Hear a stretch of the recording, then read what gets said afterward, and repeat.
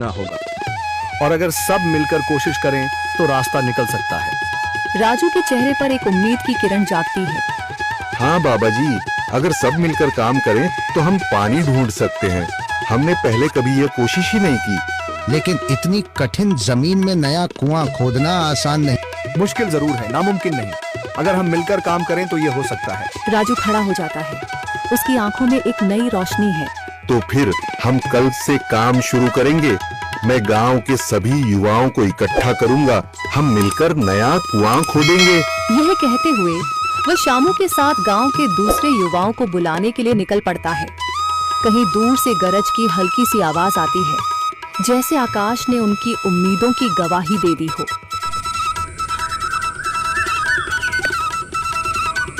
अगली सुबह राजू और शामू गांव के युवाओं को इकट्ठा करने निकल पड़े। चौधरी महेश की हवेली के सामने एक भीड़ जमा है। बाबा जी, संदरी, गांव के कुछ बुजुर्ग और किसान सभी मौजूद हैं। हम हाथ पर हाथ रखकर नहीं बैठ सकते। अगर अल्लाह ने हमें हिम्मत दी है तो हमें खुद पानी के लिए मेहनत करनी होगी। हम एक नया कुआं खोदेंगे। लेकिन राजू, क्या हमें यकीन है कि वहाँ पानी मिलेगा? बेटा, पानी जमीन के अंदर होता है, बस सही जगह खोदने की जरूरत है। हमने अपने बुजुर्गों से सुना था कि पुरानी नहर के पास जमीन नरम थी, शायद वहीं पानी हो। बाबा जी सही कह रहे हैं। अगर तुम सब यह काम करने के लिए तैयार हो तो मैं अपने कुछ मजदूर भेज सकता हूँ। धन्यवाद चौधरी जी, लेकिन हम सब खुद भी मेहनत करेंगे। यह हमारे गांव के अस्तित्व की लड़ाई है। संदरी, जो अब तक चुप थी, आगे बढ़ती है। हम औरतें भी पीछे नहीं रहेंगी। हम पानी लाने की व्यवस्था करेंगी, खाना बनाएंगी, ताकि तुम सब आराम से काम कर सको। यही हिम्मत चाहिए थी संदर। पूरा गांव एक नई उम्मीद के साथ कुआं खोदने की तैयारी में जुट जाता है। दूसरी ओर कुआं खोदने का काम शुरू हो चुका है।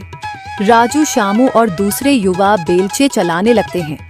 मिट्टी बाहर निकाली जाने लगती है। तेज गर्मी के बावजूद सब पूरी हिम्मत के साथ जुटे हुए हैं। दोपहर की तेज धूप जमीन आग की तरह तप रही है। गांव के लोग लगातार कुआं खोदने में जुटे हैं। हाथ छिलने लगे हैं, माथे से पसीना बह रहा है, मगर किसी ने हार नहीं मानी। महिलाएं पानी और सत्तू लेकर आती हैं ताकि पुरुषों को कुछ राहत मिले। हमें और गहराई तक जाना होगा। अब तक सिर्फ सूखी मिट्टी और पत्थर ही निकल रहे हैं।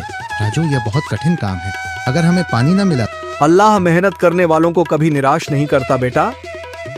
तुम सब अपनी कोशिश जारी रखो, पानी जरूर निकलेगा।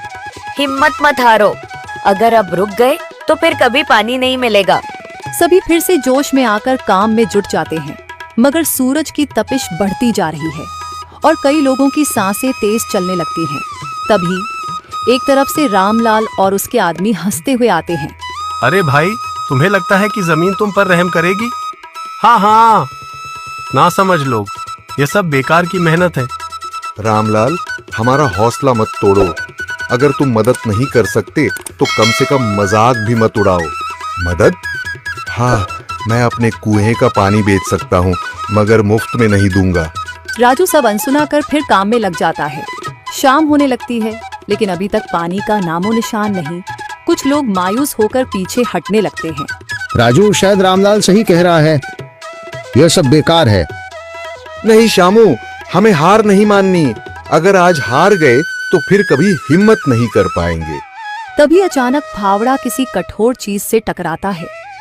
एक अजीब सी आवाज आती है। राजू चौंक कर देखता है और जल्दी जल्दी मिट्टी हटाने लगता है। अचानक एक ठंडी लहर महसूस होती है। सभी लोग दौड़कर आते हैं। जैसे जैसे मिट्टी हटती है, नीचे से गीली जमीन नजर आने लगती है। सब हैरान रह जाते हैं। सुभान अल्लाह, मैंने कहा था ना, अल्लाह हमारी मेहनत को जाया नहीं करेगा। राजू और बाकी सभी जोर लगाते हैं। कुछ ही पलों बाद अचानक मिट्टी के नीचे से पानी की एक छोटी सी धारा फूट पड़ती है।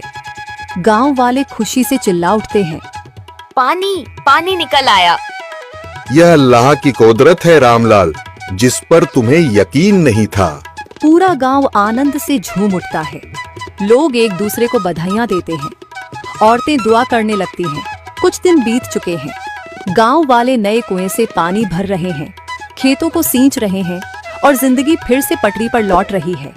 मगर रामलाल अब भी अपनी